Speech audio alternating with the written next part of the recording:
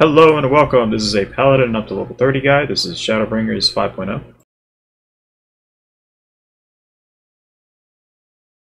Alright, let's get this started. So at level 1 we get Fast Blade, delivers an entire potency of 200, weapon skill, global cooldown, and you're going to be spamming this guy until you get your next weapon skill. At level 2 we get Fighter Flight, increases physical damage dealt by 25%, duration of 25 seconds. It is instant cast with 60-second off global cooldown. Now this guy is basically, you pop it, you do damage, increased damage potency. It also helps you out during mob pulls. At level 4 we get Riot Blade, delivers an attack with a potency of 100. If executed after your Fast Blade in a combo, you're going to do a potency of 300. Instead, this is a weapon skill with a global cooldown, and this is what it looks like. So we're going to do a Fast Blade first into a Riot Blade.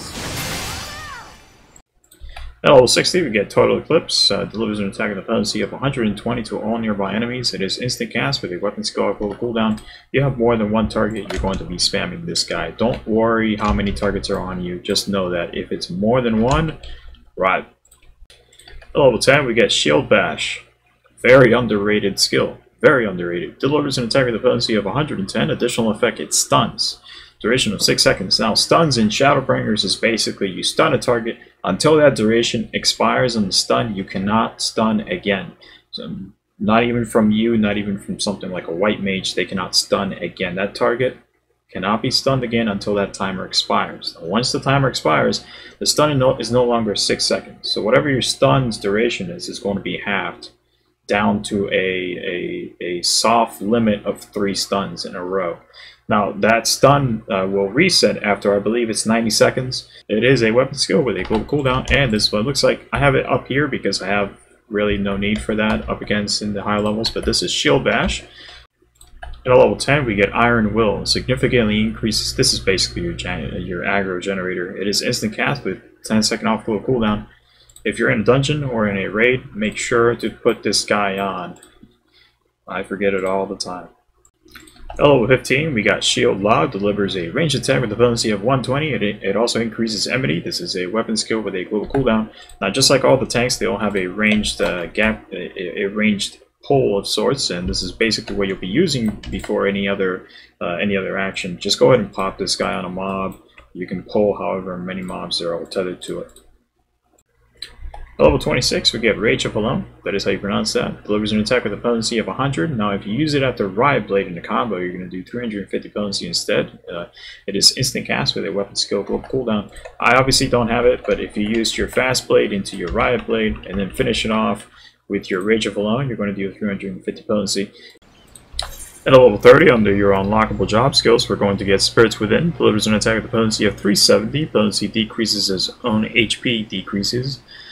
Is an ability with an off-global cooldown of 30 seconds, and this is what it looks like. So generally you're going to be using this all throughout the fight. Okay, so guys, before we move on, I'm just going to show you like a pretty simple, a couple of tips for Paladin. Paladin is pretty similar to all the other tanks that I've shown you guys up until now, but for any reason, your priority at level 30 is Rampart. That goes on you first. If you have way too many targets, put that Rampart on and toss things like Low Blow, toss a Reprisal. Once you start running out of cooldowns, you always have that Shield Bash. You have 6 targets on you, just rotate, Shield Bash, rotate to the next target, Shield Bash, rotate to the next target, Shield Bash. You're going to put a stun on 6 seconds for every target you hit this guy on. You won't be doing too much potency, too much damage, but just in case the healer runs out of mana, and you're stuck in a very sticky situation, go ahead and cast those shield bashes. This is why Paladin is still my favorite tank from Overwhelm Reborn all the way up to now. Now the rotation is actually pretty simple. You're gonna do your Riot Blade into your Rage of Halone. I don't have it; mine is upgraded, but that's basically your single target rotation. Once you have more than one target, 2 or more, just go ahead and spam out your Total Eclipse, and you should be just fine with that. For everything else, just maintain aggro on yourself and try to basically shield lob anything that's too far away. And with that, we're going to move to Dungeon Example.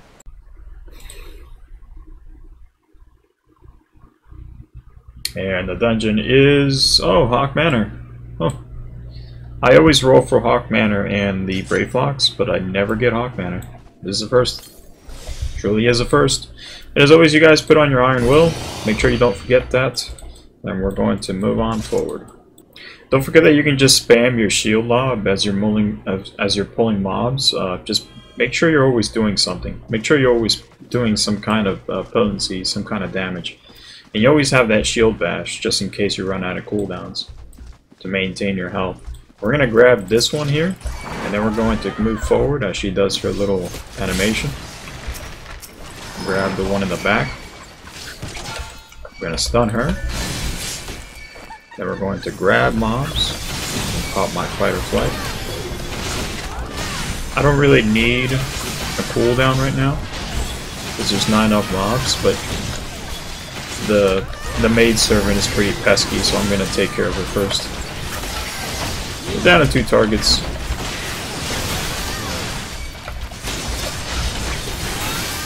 Do a little bit of aggro on that one. Now, of course, if it's just 2 targets, just go ahead and spam your total Eclipse. There's really no issue with that. And down 2-1, so we're going to do our single target rotation. I'm going to get that key.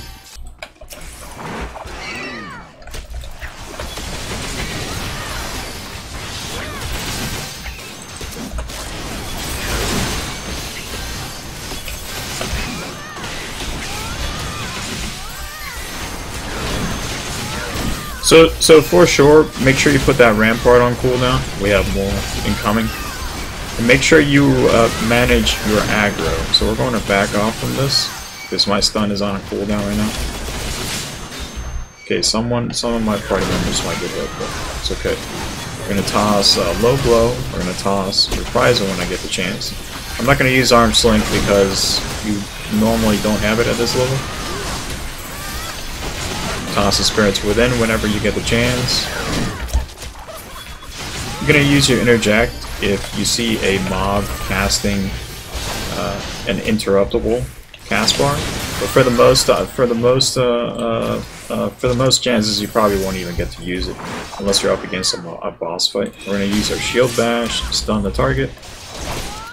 So for a boss fight, let's put on my Fight or Flight, my Shield Lob, Spirits Within.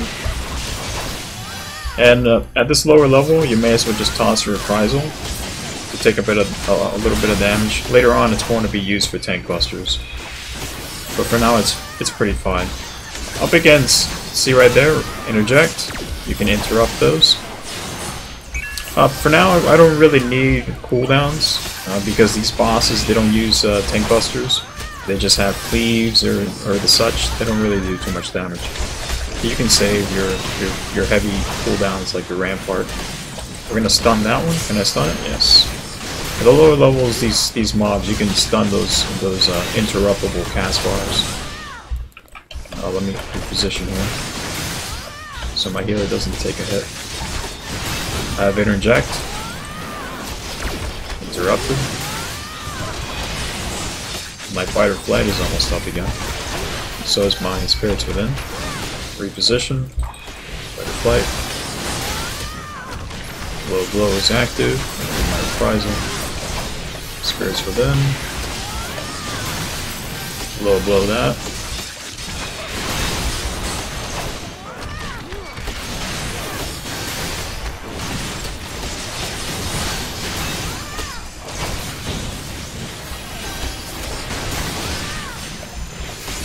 It's looking good so far.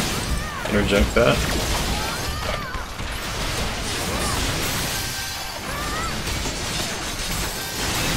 We got another low blow, but I think I've run out of stuns.